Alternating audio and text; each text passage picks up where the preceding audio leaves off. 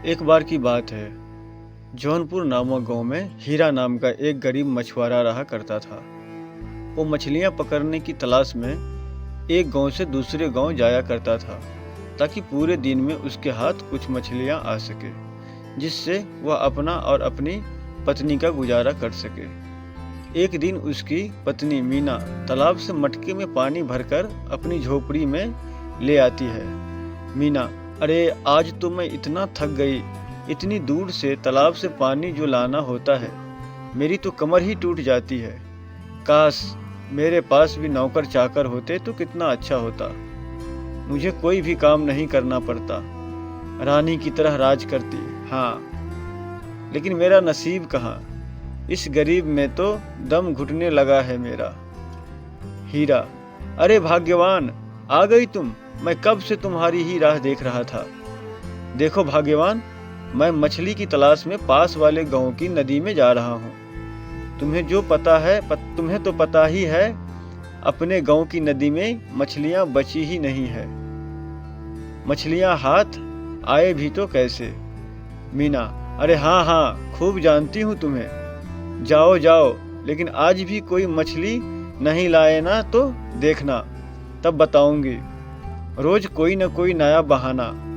पूरे दिन में मेरे लिए एक मछली नहीं ला सकते, कामचोर कहीं के। मैं कहती हूँ, अगर आज भी कोई मछली नहीं लाए ना तो लौटकर मत आना। हीरा, अरे तुम भी ना भाग्यवान, समझती नहीं। कैसे समझाऊं तुम्हें। मछलियां हाथ आएगी तभी तो लाऊंगा ना। खैर जाने दो। अच्छा, अब मैं चलता हूँ। मीना, अच्छा ठीक है, पता नहीं आज भी कोई मछली तुम्हारे हाथ आएगी भी या नहीं। न जाने कब तक वापस आओगे। रुको जरा, मैं अभी आती हूँ। जिसके बाद हीरा की पत्नी रसोई में जाती है और 2 बासी रोटी लेकर आती है। मीना, ये ले लो, 2 रोटी लेते जाओ, वरना भूखे पेट मुझे ही कोसोगे। जाओ जाओ, और हो सके तो मछली लेकर ही घर वापस आना। हाँ। हीरा वहां से मछली पकड़ने के लिए निकल जाता है। रास्ते में एक सुनसान जंगल पड़ता है, जहाँ पर एक बूढ़ा व्यक्ति जोर जोर से रो रहा होता है।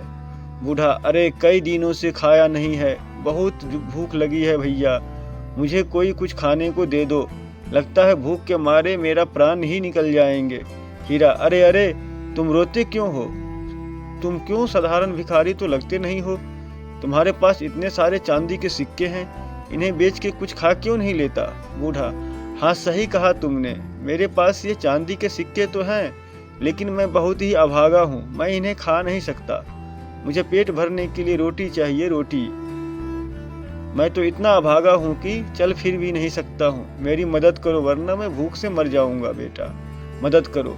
हीरा, अच्छा अच्छा ठीक है, तुम दुखी मत हो। मेरी पत्नी ने मुझे 2 रोटियां दी थी, तुम उन्हें ही खाकर अपनी भूख मिटा लो।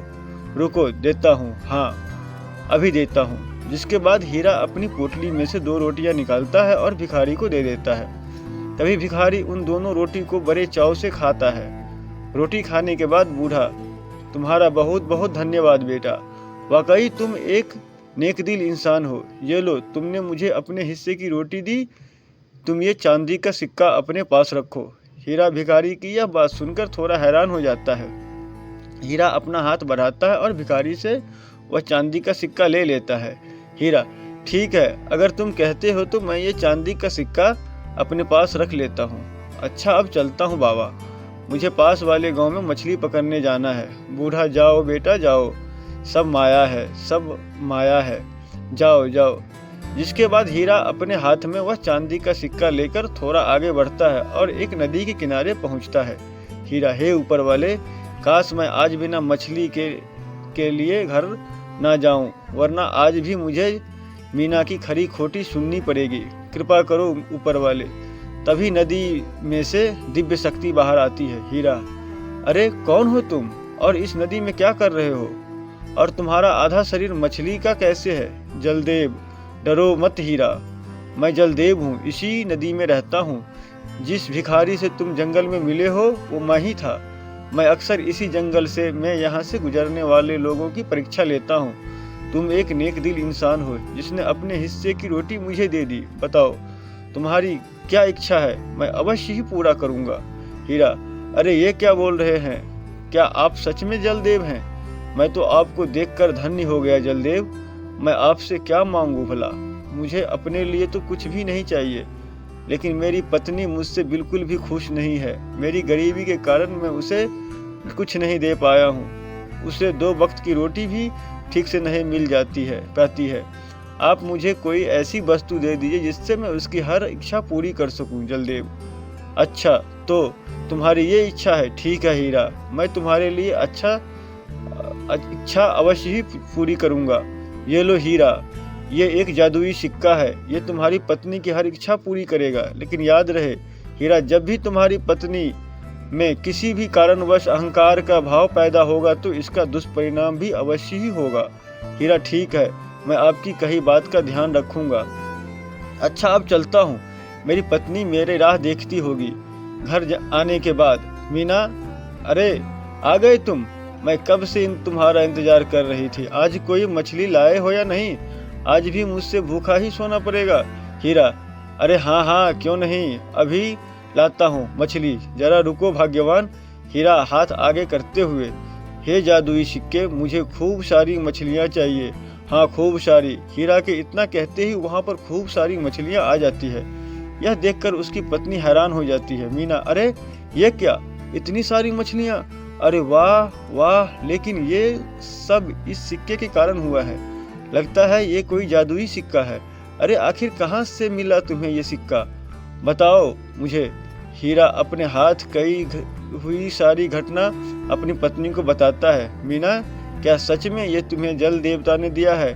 अरे वाह वाह, हमारे तो भाग्य ही खुल गए। अच्छा, तुम एक काम करो, ये जादुई सिक्का मुझे दे दो, मैं इससे अपनी हर इच्छा पूरी करूंगी। हाँ हीरा, अच्छा ठीक है भाग्यवान, रख लो अपने पास, तुम्हें जो भी चाहिए होगा तुम इस जादुई सिक्के से मांग लेना। लेकिन याद रखना भाग्यवान, अपने लालच में अहंकारी न होना, वरना इसका परिणाम बुरा होगा। मीना, अरे हाँ हाँ ठीक है, मैं तुम्हारी सारी बात मानूंगी, बस एक बार मुझे जादुई सिक्का दे दो ना। जिसके बाद हीरा अपनी पत्नी को वह सिक्का देता है, जिसे पाकर मीना बहुत खुश हो जाती है। मीना हाथ आगे करते हुए, चलो चलो जादुई सिक्के, जल्दी से मेरी इच्छा पूरी करो, मुझे खूब सारा धन चाहिए। हाँ, बस अब और इस गरीबी में मुझसे नहीं रहा जाता। तभी देखते ही देखते मीना के पास खूब सारे सोने और चांदी के गहने और रुपये आ जाते हैं।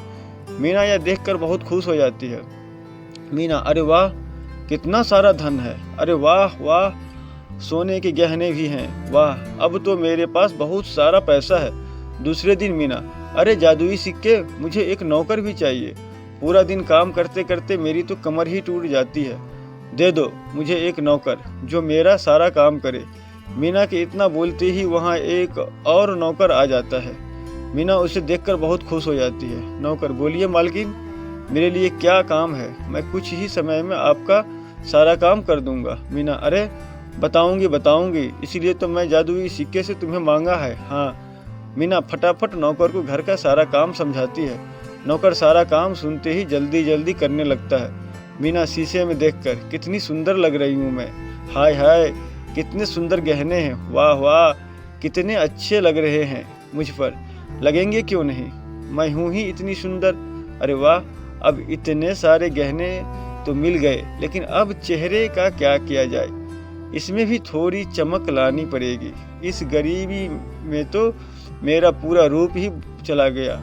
ऐसा करती हूँ, थोड़ी मेकअप कर लेती हूँ, इसके बाद ये सब गहने मुझ पर जचेंगे, बहुत सुंदर लगूंगी मैं, सभी गांव की औरतें जलकर खाक हो जाएगी। मीना सुन, तू इधर जा, ये ले और ये सब लेप मेरे चेहरे पे लगा दे। नौकर, जी मालकिन, अभी लगा देता हूँ। मीना, अरे वाह वाह, बड़ा ही आनंद आ रहा है, इसके बाद तो सब जल भुनकर राख हो जाएगी। नौकर, ये लीजिए मालकिन, हो गया काम। जिसके बाद मीना अपना चेहरा शीशे में देखती है, जो बिल्कुल लाल हो चुका है और बेहद ही डरावना लग रहा होता है। मीना, अरे अरे, ये क्या हो गया, सत्यानाथ इसका, ये क्या कर दिया इसने, पूरा चेहरा खराब कर दिया इसने मेरा। नौकर, अरे मालकिन, मैंने आपका कहा सारा काम कर दिया है। मीना, अरे ये देख, तूने मेरे चेहरे को क्या कर दिया है, मेरा चेहरा देख कितना बदसूरत लग रहा है। नौकर, अरे मालकिन, आपने ही तो कहा था लेप लगाने को, अब इसमें मेरा क्या दोष मालकिन?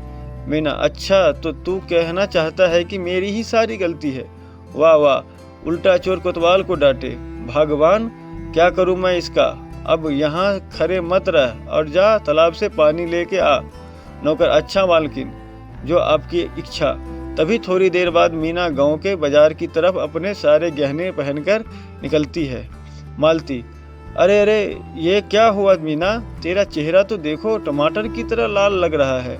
अरे क्यूटी मीना, आजकल टमाटर सब्जी में नहीं डालती क्या, मुंह में लगाती है? दूसरी औरत, इस मीना ने तो दिन ही बदल गए। मालती, हाँ बिल्कुल सही बोल रही हो दीदी, जरा इसके गहने तो देखो। अरे वाह, इतने गहने, इतने तो पूरे गांव में किसी के पास नहीं होंगे जितने ये पहनकर बैठी है। दूसरी औरत, अरे वाह रे मीना, आखिर कौन सी जादुई पुड़िया हाथ लग गई तेरे, जो इतने सारे गहने पहने हैं? क्या सच में कोई जादुई पुड़िया तो नहीं मिल गई तुझे? मीना, देखो ये सब गहने मेरे हैं, समझी तुम? आई बड़ी जादुई पुड़िया बोलने वाली। अरे साफ साफ क्यों नहीं कहती हो मालती कि जलन हो रही है तुम्हें? मेरे इतने सुंदर सोने के गहने देखकर कभी देखे हैं इतने सारे गहने तुमने? बड़ी आई बोलने वाली, चलो हटो मेरे रास्ते से। जिसके बाद मीना बड़ी गुस्से में आगे चलती है और दोनों औरतें उसे बड़ी हैरानी से देख रही होती है। मालती, अरे लगता है गहनों का असर मीना के सर पर चढ़ गया है। दूसरी औरत, हाँ बहुत ही अहंकारी हो गई है। खैर अब क्या ही कहा जाए। मीना आगे चलती है तो उसके सामने एक बकरी छोटा सा बच्चा आ जाता है।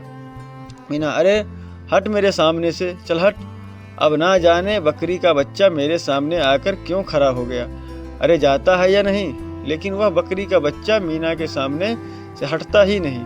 तभी मीना को बहुत गुस्सा आता है और वो जोर जोर से उसको मारने लगती है। मीना, हाय हाय, आज तो मैं बहुत थक गई हूँ, इतना चलकर थोड़ा आराम कर लेती हूँ। नौकर, जी मालकिन बताइए मेरे लिए क्या काम है?